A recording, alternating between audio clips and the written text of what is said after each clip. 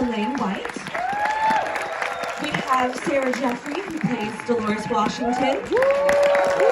Shanice Shantae, who plays Johnny May. Who plays Bernice Baylor. Milana Jackson, who plays Captain Campbell.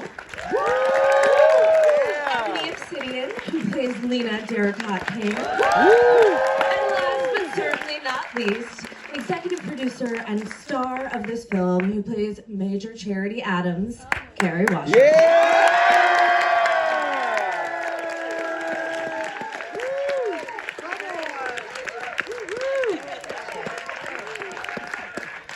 I appreciate that we're clapping hands and not saluting. David, see, look. So I was doing a series on my Instagram called Black Herstory, where I was dressing up as all these different famous women from our history.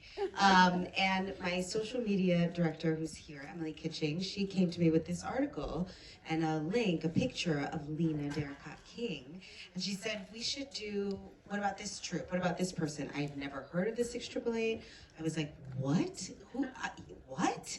So yeah, so I immediately agreed, and we rented the costume and did some hair and makeup, and I was dressed up as Lena on my Instagram. A couple of days before, I had gotten a text from Tyler Perry saying, here's a link to something that I think would be really great for us to work on. I was like, I'm so busy. I have all these photo shoots this weekend, and I'll watch the link on Monday. A couple of days later, I opened the link, and it is a sizzle reel about this movie. It's a movie about the 688, and I was like, I already have the costume. Let's go. He said, I want you to play their captain, Captain Charity Adams. Yeah. I guess me, but it's always the one that people want to start with. Sure. I met Lena about a third of the way, and we started filming in Atlanta, and then we did the rest of the film in England, which was incredible to be in that space, which they were. So I just decided, you know, I don't know when I'm going to be able to meet her. It was something I had asked Tyler even. I was like, hey, is there a good time for me to fly out and meet? And it was just a lot going on. So I just decided. I bought a ticket and I flew myself out. And I got all dressed up as I could be, and prepared to go meet her. And her family and her friends were all there, and they were so kind to facilitate a nice, peaceful introduction. Because how do you introduce yourself to someone who's 100 years old? Like, what's the proper way to... It was her birthday, by the way. I might not have mentioned that. It was her 100th birthday. So it was just a lot going on. It was very emotional. And I walked in, and I said, hi, Lena. And they said, hi, this is Ebony. She said, hi, Ebony. She was so bright and so cheery and just so, I guess, different from what I expected. And they said, Lena, this is Lena. I said, she's Lena? I thought she was Ebony. They said, no, this is Lena in the movie. And she lit up somehow brighter than she already was in that moment. And I just thought, oh, thank God. Because you never know how people feel about their own portrayal, especially if they're around to see it. And she was so excited that this story was being told. She was so proud. She never spoke about, that whole day, she spoke about the battalion. She spoke about all of these women. It was we did this, we want the world to know. And she was just so excited and jovial and almost as innocent as she was when she was 17, which is the age that I played her at. I love that it was about Past that Tyler went, yeah, so exciting. He went and showed it to her on an iPad, and he said she saluted the iPad, and she laughed and she cried, and she just thanked him for letting people know that Black women contributed. So that I always want to say that because it's so special that to kind of have her blessing.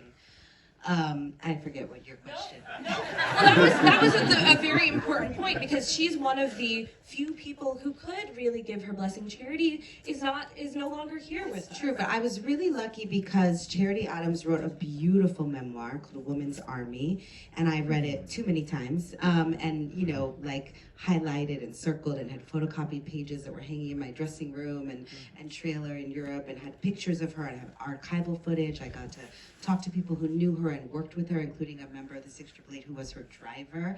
And I had spent all this time learning how to drive a stick shift, and they were like, captains don't drive themselves. I was like, but I have a new skill, which is great. And I think the thing that was most important to me about her about playing her was that, and I really thank Tyler for this, he really challenged me to find parts of my instrument that I've never utilized before, to find a version of myself as an actor that I hadn't yet discovered. And he and I both felt like that was really important because I've been really lucky to play some iconic characters. And I'm Yeah, you have. and I'm very lucky, yes. But, you know, the fact that this story of these women hasn't been told, it felt like it would be disrespectful and a disservice if anybody watched this film and even for a moment thought about Broomhilda von Shaft, or thought about Kerry Washington, or thought about Olivia Pope. Like, you can't watch this film and think about anybody but Charity Adams, Lena King, the 688. Otherwise, we are not honoring them in the way that they deserve. Y'all did that. Choreographer, and he called Miss Debbie Allen. Miss Debbie Allen whipped us into shape. And I think so often when I watch that scene, Milana, of all of us in rehearsal studio, where we did, you know, Tyler did this beautiful thing where he encouraged us to embrace what it meant to be a woman in the 40s, a lady. That's part of why we did a Zoom with Lena King, and just to experience that grace of what women, that overly used word demure, they were so demure and ladylike and elegant, and then to layer on top of that soldier. And Debbie really helped us find that. You know, I remember being in rehearsal, and some of it was dancing for the big party scene, but she also rehearsed us in the marching and the posture and the, you know, what each command looked like with the arms and I just remember, Milana, like how hard you worked on getting that command voice on, because we had to be guided by your orders, your literal marching orders. So I always think of it when I see you in that scene, the pressure of us having to march off that boat, and how you're leading with vocally, physically, and everybody just looking so gorgeous out there. It's so fun. Thank you. I have to say, this is a film where I needed to ask for help. I had done a TV show. We did a huge swing number in our Brothers of the Night. So when we started rehearsals, Miss Allen and I, it was like the little girl in me was coming back. Come on. So yeah, it was something that I kind of already have in my body, but it was so much fun because most of my professional career, has been ballet. And I was like, well, I do everything else too, child. So like, it was like great to be able to get back on the screen and do something like that. It's fun. It's cute. It's So beautiful. It was hard. Favorite days on set. We were all so excited for that scene. Yeah. Cheering you on, cheering you on. It was so great. It's a homecoming for you. It was. Yeah, It really was. that's so sweet. Well, I was like, since you got the mic there, Sarah, I'm going to ask you basically the same question. Because, yes, all of these women... Today, some of y'all might know me from the Wiz Live. I played Dorothy. Woo! And that took place on December 3rd, 2015. Our premiere was December 3rd of this year. And I'm like, it's meant to be. I'm meant to be here in this moment. This was meant to be my first movie. But wow, to have it be this is just, it blows my mind. It really does. What was the question? You know, honestly, I just wanted to give you the shout out, but I will give you a question as well, because, you know, part of what you're asked to do in this role is kind of bring the levels in terms of the comedy as well. That it was hard, but that's part of the way that we get through things. So what was your way in to this woman? When I read the character of Johnny May, I was like, whoa, you would not picture a woman like this and be like, yeah, she should be in the military. And so I was like, it just made me think of how everybody in here, like, we could come to a moment in our life. Task of holding the tone of the film, the gravity of the situation, but also allowing the audience moments to breathe, right? Like Johnny May allows us to enter into this high stakes situation with moments where our nervous system can relax so we can keep moving forward. And what you do so beautifully is that it is never funny at the expense of truth. Like always grounded, always honest. The funny comes from the real. And that is part of what makes the film work. Thank you, Kerry. Thank you. And it turned around me, kind of like, girl, calm down. This is not. It's just, you know. But being on this film, like my favorite part of any role is the research I get to do and diving into it. And I don't know if you guys know, I was on Famous in Love and most recently Queens playing a rapper. And no matter what I'm playing, I have to do that character breakdown. I have to dive into it as if it's the most like intense indie or whatever, because that is someone's world and that matters to me. So being on this project with all these women that I not only like, but I actually have an immense amount of respect for, like each and every one of them. And they are so hardworking. I think it really just gave me the permission to be as meticulous and I don't know, what am I trying to say? I've never gotten to be in the rooms with people who are taking it serious. You know, y'all are just like, you know, on our day off, we're in the hotel, we're practicing our lines, we're going out of our way. And it just makes me feel, it's just surreal. I kind of feel like I'm at the place that I'm supposed to be. So, Come on. right, y'all realize. To march too, and Debbie's tough.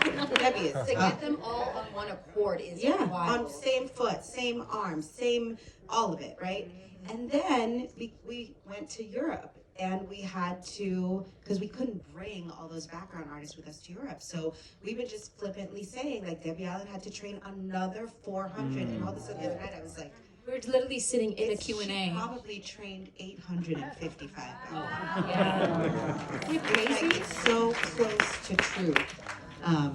The blessing of that. And it's true, like you watch those scenes, everybody was so dialed in when we were filming together. It really felt like a regimen. And this, I have to say for me, I'm so proud as an executive producer to be sitting up here with these women. Like, I was talking to one of my best girlfriends. We went to college together, and when we graduated from college, you know, there are always these war movies that the guys get to go be in, and it puts them on the world stage. You know, my husband's Broadway debut was in Soldier's Play. That play's been around forever. Black men have had these opportunities to step into roles that present them to the world. White men have had these opportunities. We haven't had this kind of opportunity. So to be up here and to be able to say to you all, like, I present to you this extraordinary cast, it just, every single one of you, we could talk for an hour about how gorgeous your performance is and how important it is. And as you said, there's all these archetypes, because I think Tyler did a gorgeous job of wanting to make sure that everybody who sees the film can see themselves somewhere in it, in one of these women, because I think fundamentally the film is about, primarily is about this particular group of Black women in this specific time accomplishing an impossible task. But the film is really for anybody who has ever been underestimated or doubted themselves, to know that you have what it takes to meet your moment, just like each of them is talking about meeting their moment in the film. Our history. And my social media director, who's here, Emily Kitching, she came to me with this article and a link, a picture of Lena Derricott King. And she said, we should do, what about this troupe? What about this person? I've never heard of the 688. I was like, what? Who? What? So yeah, so I immediately agreed, and we rented the costume and did some hair and makeup, and I was dressed up as Lena on my Instagram. A couple of days before, I had gotten a text from Tyler Perry saying, here's a link to something that I think would be really great for us to work on. And I was like, I'm so busy. I have all these photo shoots this weekend. And I'll watch the link on Monday. A couple of days later, I opened the link, and it is a sizzle reel about this movie. It's a movie about the 688. And I was like, I already have the costume. Let's go. He said, I want you to play their captain, Captain Charity Adams. Yeah.